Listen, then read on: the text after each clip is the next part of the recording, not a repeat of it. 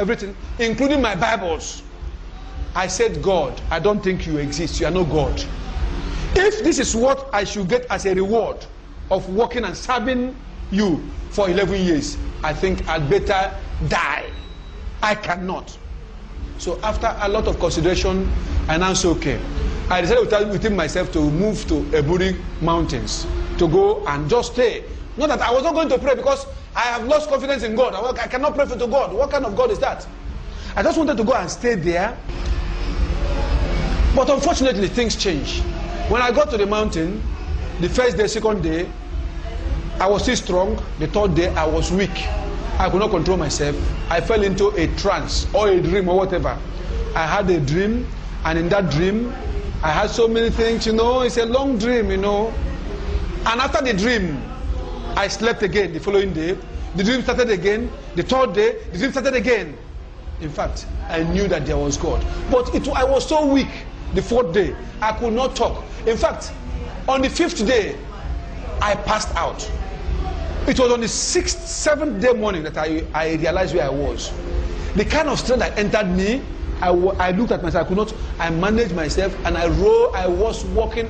I almost rolled from the mountain top. When I came down, one of the mountains, uninhabited mountains, the people don't stay there. In Eburi, I rolled down, I came down, I managed myself, I came out, I met a taxi man. I was having money in my pocket, a lot of money. I begged the taxi to take me to Spintex Road, where I was living, Bachona. So the man took me, he took me down. When I got home, people were shocked. My gate man was surprised.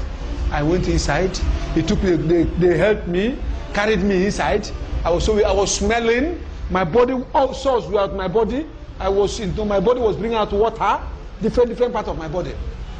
I got home, I took a shower. And when I went through the dream I had, that was where God told me that he was God. God showed me he was God. And I decided to come back. I confessed my sin to God. I asked God for forgiveness and left Ghana to Nigeria to start a ministry, the People of God Evangelical Mission, and to start an NGO called Let My People Go, to educate the people of the deceit and the manipulations in the life of many people who call themselves men of God. There are many of them that are killing people underground. They have touts, they have thugs. Tell me, what is there in the world that men of God don't have? The politicians, they have thugs, they have hit squad.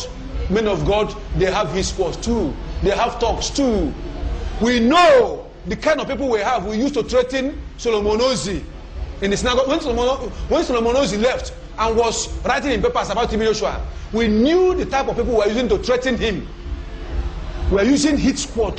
Solomon Ozi succeeded. It was God that saved Solomon Ozi. If not so, you have been out there. We have so many things in the synagogue church. Why was the deception allowed to grow unchallenged? Is it possible that the genuine church was also involved in some of the same tricks to a lesser degree? How many more ministers like Chris Oyakhilome did he taint with the spirit of deception? Why again were many foreign ministers deceived so easily? Was it because a renowned prophet had earlier prophesied that a global revival was to break out from Nigeria and South Africa? The rise of this Antichrist was definitely fertilized by the absence of biblical standards in the Nigerian church. The individual stories of these former disciples present a ray of hope for the true church. Not many would have the courage to confront the Antichrist the way they have done. They remained unmoved despite the death threats that they faced, trusting their lives in the hand of the Almighty God. I know thy works, and thy labor, and thy patience, and how thou canst not bear them which are evil. And thou hast tried them which say they are apostles, and are not, and hast found them liars. Whatever you have heard or watched on this documentary is just a tip of the iceberg. Watch out for part 2. The mark of the beast. 1 John 2:18 says, "Little children, it is the last time. And as you have heard that Antichrist shall come, even now are there many Antichrists, whereby we know that it is the last time." In the first part of our documentary, Deception of the Ages, we focused attention on the rise of a Nigerian Antichrist.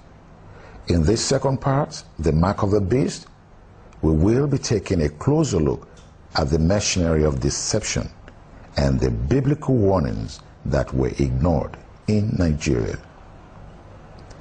The Bible speaks to wise believers about the traits of the Antichrist, telling us what to watch out for as the day approaches.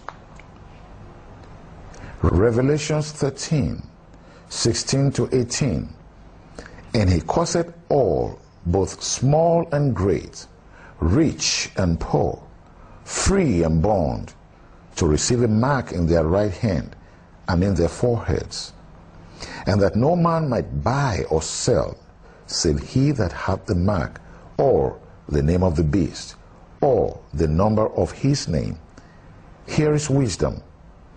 Let him that hath understanding count the number of the beast, for it is the number of a man, and his number is 666. The number of the beast may not work in the less educated parts of the world, but his blasphemous name and his mark will communicate to even the unlearned. Many accredited Bible scholars have wondered about the spiritual significance of the mark of the beast, and we believe that a further inspection of the Nigerian Antichrist will give a clue as to what the globe should expect when the main Antichrist arises. In the early days, Fatai Balogun, also known as T.B.Joshua, will give each of his victims several occult totems to help their prayer life. This often included a picture of himself and a special marking on a piece of paper.